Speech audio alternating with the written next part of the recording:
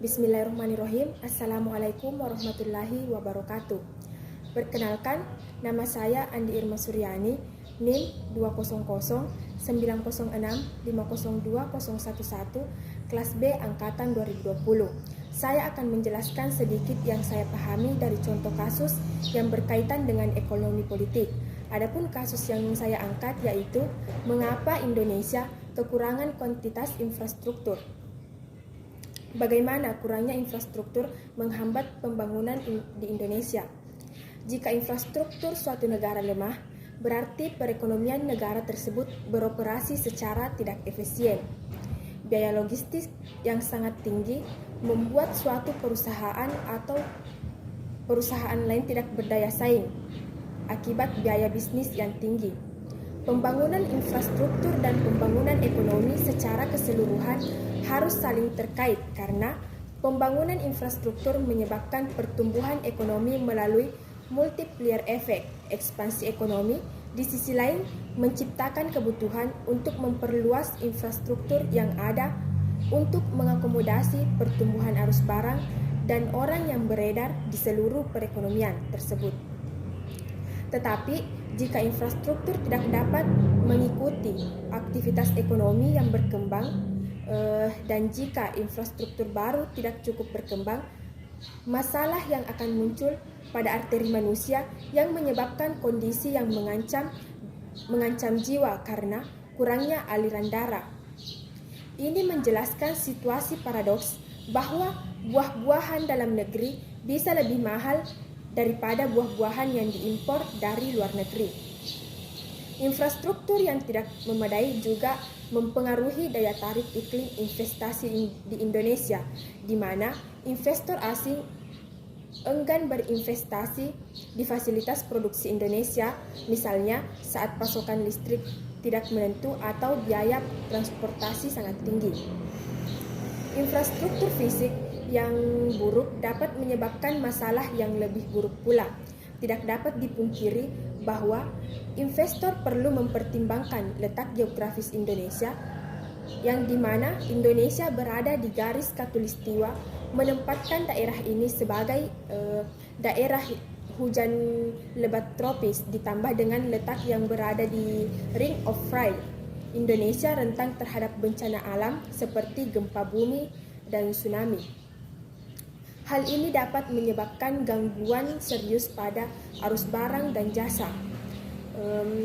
Akhirnya, menurut catatan infrastruktur yang tak terhitung jumlahnya di atas, pekerjaan infrastruktur sosial termasuk sistem pendidikan, kesehatan, dan kesejahteraan sosial adalah tugas lanjutan Indonesia. Indonesia itu sendiri masih memiliki jalan panjang untuk mengejar ketinggalan. Tetapi jika negara benar-benar ingin mengembangkan tenaga kerja berorientasi inovasi yang sehat dan terampil, Indonesia perlu mengatasi hal ini sesegera mungkin. Pemerintah Indonesia dan pembangunan infrastruktur. Pemerintah Indonesia menyadari pentingnya memperbaiki kondisi infrastruktur agar investasi dan lingkungan bisnis menjadi lebih menarik. Saat ini, Indonesia tidak memiliki cukup jalan, pelabuhan, bandara, dan jembatan, serta kualitas infrastruktur yang seringkali tidak memadai. Namun, membangun infrastruktur Indonesia, baik itu infrastruktur keras maupun lunak, bukanlah tugas yang mudah. Di mana kepulauan Indonesia terdiri dari sekitar 17.000 kepulauan, walaupun banyak yang memiliki pulau dan tak berpenghuni dan tidak ada kegiatan ekonomi. Menjadi negara kepulauan berarti harus fokus pada infrastruktur maritim yang lebih kompleks. Untuk meningkatkan konektivitas. Pemerintah pusat yang kurang kuat dari sebelumnya juga berarti bahwa pembangunan proyek infrastruktur skala besar yang melibatkan tanah di banyak negara menjadi lebih kompleks. Koordinasi dan komunikasi antara pemerintah daerah dan pusat di Indonesia mungkin lemah. Hal ini biasanya disebabkan oleh rendahnya kualitas sumber daya manusia di tingkat lokal. Di sisi lain, beban birokrasi Indonesia juga sangat tinggi, baik itu di tingkat pusat maupun daerah. Dengan regulasi di tingkat pusat biasanya menyasar isu-isu makro, sedangkan regulasi dari berbagai kementerian bersifat daerah. Dan koordinasi antara pusat dan daerah yang belum optimal membuat kerangka regulasi yang membingungkan. Terakhir, masalah yang muncul karena eratnya hubungan antara elit politik dan bisnis Indonesia, baik itu tingkat daerah maupun pusat. Kedua kelompok yang berfokus terutama pada peningkatan kesejahteraan mereka saja, bukan pada kesejahteraan komunitas mereka. Hal ini dapat menunda pembangunan infrastruktur. Misalnya, jika elit politik lokal menawarkan konvensi keperusahaan teman yang mungkin telah membantu mendanai kampanye elit politik lokal, dan perusahaan teman tidak dapat menyelesaikan proyek infrastruktur itu. Pembebasan lahan salah satu kendala utama bagi pembangunan infrastruktur. Selain masalah pendanaan, pembebasan lahan tampaknya menjadi kendala yang terbesar pembangunan infrastruktur di Indonesia. Karena banyak pemilik tanah menolak menjual tanah kepada pengembangan proyek infrastruktur. Misalnya, banyak petani Indonesia yang ragu-ragu menjual tanah ke pembangkit listrik dan pengembang jalan.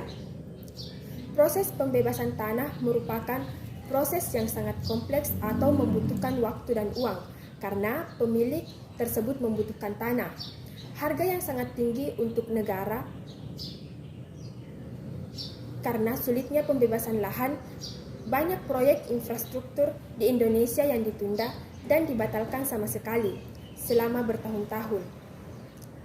Di penghujung tahun 2011, ujung terowongan seolah mencuat saat pemerintah dan DPR RI mengesahkan Undang-Undang Nomor 2 Tahun 2011 tentang pengadaan tanah dan pembangunan untuk kepentingan umum yang bertujuan untuk mempercepat proses pengadaan tanah. Hak atas tanah tertentu dapat dicabut untuk kepentingan umum. Undang-undang juga menetapkan tenggat waktu pada setiap tahap prosedur dan menjamin perlindungan pemilik real estate, namun bertolak belakang dengan optimisme awal Undang-Undang Nomor 2 Tahun 2012 ternyata tidak bisa benar-benar mempercepat pembangunan infrastruktur. Selanjutnya, sumber pendanaan investasi di infrastruktur di Indonesia. Mungkin masalah terbesar dalam mengembangkan infrastruktur di Indonesia adalah menemukan semua uang yang dibutuhkan. Berdasarkan Rencana Pembangunan Jangka Menengah Nasional RPJMN 2015 sampai 2019 dibutuhkan total sebesar 4,796 triliun untuk mencapai target pembangunan infrastruktur 2019 yang telah ditetapkan pemerintah. Namun, sementara pemerintah pusat dan daerah hanya dapat menyumbangkan 41% dari uang tersebut, di mana badan usaha milik negara atau BUMN hanya dapat berkontribusi hingga 22%. Artinya 37% dana yang dibutuhkan harus berasal dari swasta. Masalahnya, bagaimanapun adanya, sektor swasta umumnya kurang antusias untuk memulai proyek-proyek padat modal jangka pandang, terutama ketika lingkungan investasi negara target tidak ideal. Seperti disebutkan di atas, proyeksi infrastruktur di Indonesia tidak dapat ditunda atau dibatalkan seluruhan beberapa tahun karena masalah pembebasan lahan atau hambatan birokrasi lainnya. Namun demikian, diperlukan terobosan besar untuk memenuhi ambisi infrastruktur pemerintah di Indonesia, baik dari segi skema pendanaan, proyek maupun terobosan untuk meningkatkan kualitas iklim di Indonesia. Namun, pengembangan dalam pembangunan infrastruktur pemerintah sekarang bahwa itu bergerak ke arah yang benar. Pemerintah berupaya meningkatkan pengeluaran untuk pembangunan infrastruktur dari APBN sambil bekerja untuk meningkatkan investasi. Itulah tadi sedikit Penjelasan dari saya, lebih dan kurangnya mohon dimaafkan. Wabillahi taufiq wal hidayah. Wassalamualaikum warahmatullahi wabarakatuh.